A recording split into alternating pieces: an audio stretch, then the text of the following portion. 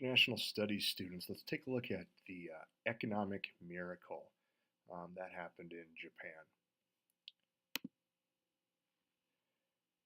Um, by the 1970s, Japan had become the second largest economic power in the world. And this is quite incredible considering that Japan is no larger than California. It was gutted by bombs in World War II, and it lacked virtually all the raw materials that are needed for a modern industry. The rebound was slow, but Japan did reach pre war economic output in 1953. Japan appreciated the generous U.S. assistance and they took full advantage of it. But I have to stress at this point that without the diligent work of the Japanese people, the economic recovery would not have been possible. But let's look first at the role that the U.S. Played in regards to Japan's recovery. First thing was direct aid. Spread across 5 years, Japan received $2 billion from the United States. The United States also convinced the Allies to drop demands for reparations. Reparations are compensation for war damages that are paid by a defeated country, presumably paid by the countries who are, quote, in the wrong. The U.S. made U.S. patents available to Japanese businesses at a relatively cheap cost, relatively affordable. This created opportunities for Japan to develop modern technologies.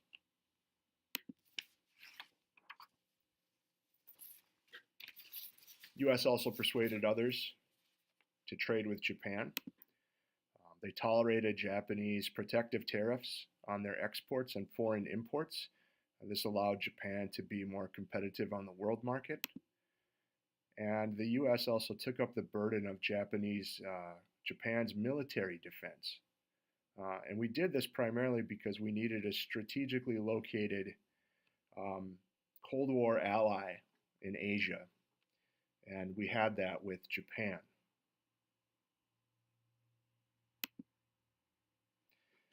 Japan soon zoomed past European industrial leaders. And by the 1980s, Japan was first in shipbuilding in the entire world. They built half of the world's ships by tonnage in the last quarter century.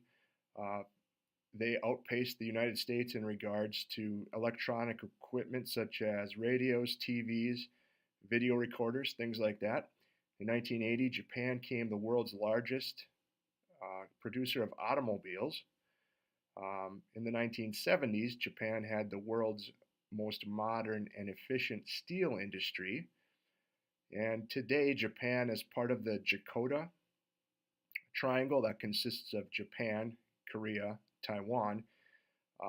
Japan is home to state-of-the-art factories and high-level research and science producing some of the best technology found in the world. Just listen to the list of technology companies in Japan, and this by no means is an exhaustive list, but we have Canon, Casio, Citizen, Fujifilm, Fujitsu, Hitachi, JVC, Kenwood, Konica, Minolta, Mitsubishi Electric, NEC, Nikon, Nintendo, Olympus, Panasonic, Pioneer, Ricoh, Seiko, Sharp, Sony, TDK, Toshiba, and Yamaha. For a long time, people in the West tended to belittle Japan's success and, quite frankly, the quality of the goods that were coming out of Japan. People explained Japan's success as being, the attitudes that people had about Japan were really outdated and sometimes entirely wrong notions. For instance, some people felt that Japan was so successful because the Japanese people were willing to work for lower wages, and that may have been true in the 1950s and 60s, but in the early 1970s, Japan wages in Japan had reached the level of most industrial nations.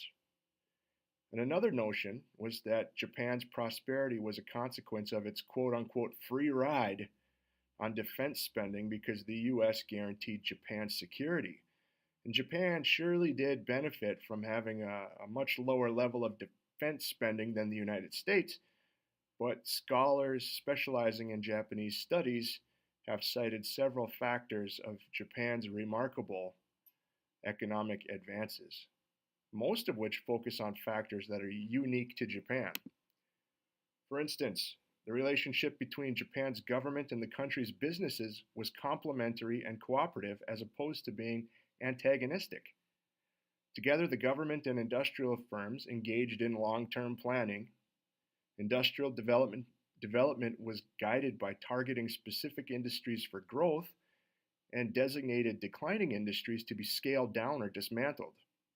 The government and businesses also targeted foreign markets on which the Japanese would concentrate their marketing attacks. The labor management system in Japan stressed mutual harmony between workers and management. Japan has a lifetime employment system. It has built-in rewards for worker seniority.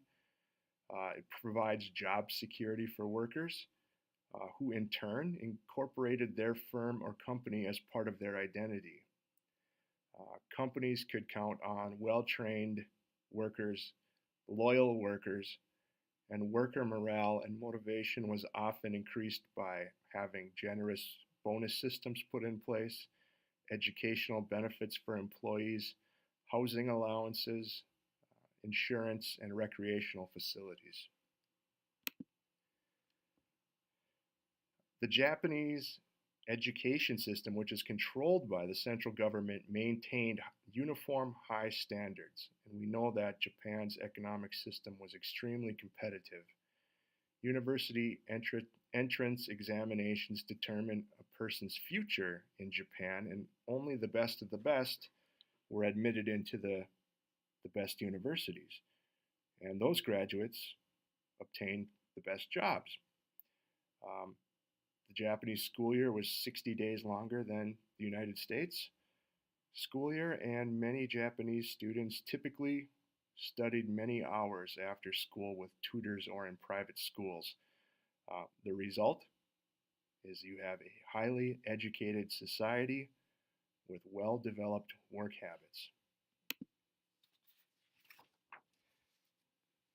The Japanese aggressively sought new technology to boost industrialization and productivity. They were faster than their foreign competitors to modernize their plants with the most recent efficient and cost-saving techniques. A great example of this is in the 1960s, companies in Austria developed oxygen-burning types of steel furnaces, and Japan was quick to purchase these patents and invest a vast amount of capital to convert their plants to the new technology. Another example is that by the late 1980s, Japan had twice as much industrial robots in operation as the rest of the world combined. Twice as much automation with industrial robots than the rest of the world combined. Pretty crazy. The high rate of personal savings by the Japanese and Japan's financial practices were beneficial for economic growth. Japanese workers saved a remarkable 18% of their salaries, compared to about 6% for US workers. Japanese banks then invested this surplus capital into commerce and industry.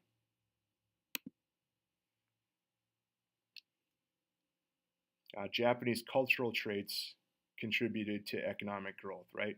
Things like acceptance of authority, an emphasis on the group and not the individual, loyalty, discipline, group harmony, a sense of duty, sincerity, and group consciousness. Without these traits, Japan's labor management system would hardly have been possible. Another thing that Japan did is that they developed these mechanisms for marketing Japanese products around the world. And the Japanese would oftentimes set up branch offices around the world, and they would collect data, conduct market research, and did work to facilitate Japanese trade elsewhere in the world.